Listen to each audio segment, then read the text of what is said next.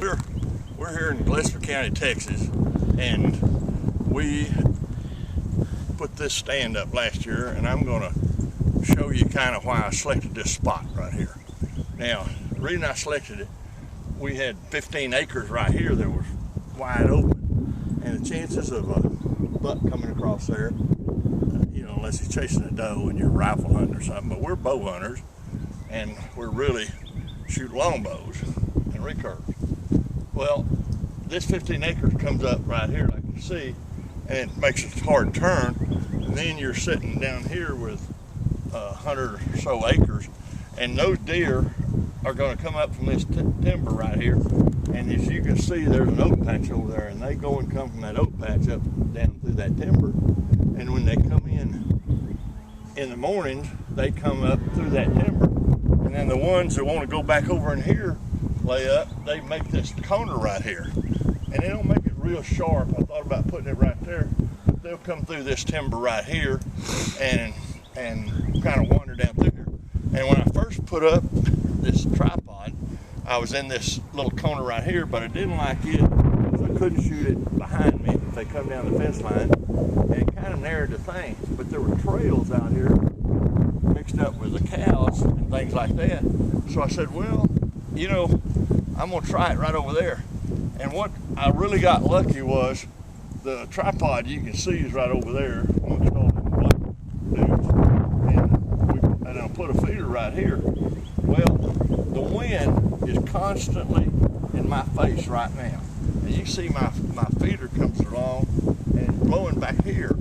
And and then the north wind goes like that. It was basically the south wind we're talking about.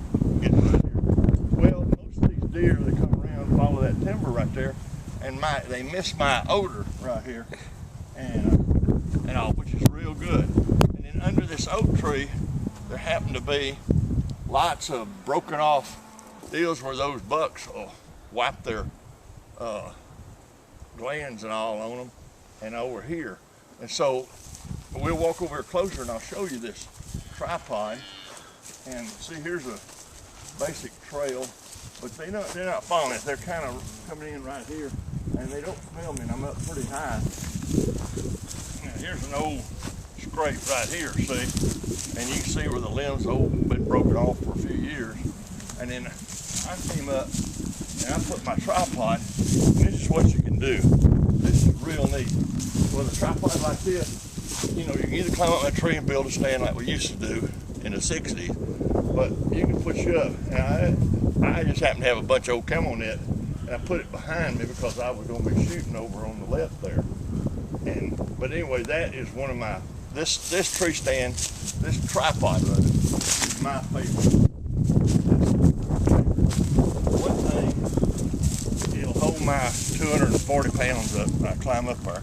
But you see, if your feet slip off, you don't have that wire that comes down here, that cable, where your leg will hang in here and you're hanging there.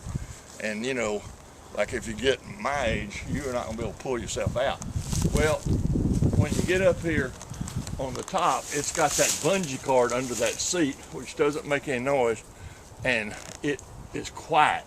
And I took the back off of it because I spooked a buck one day raking a back, what they give, and I just got the middle. But I just sit on it without a back on it, and then that swivels all the way around. And this thing is quiet. Now, you see, I position that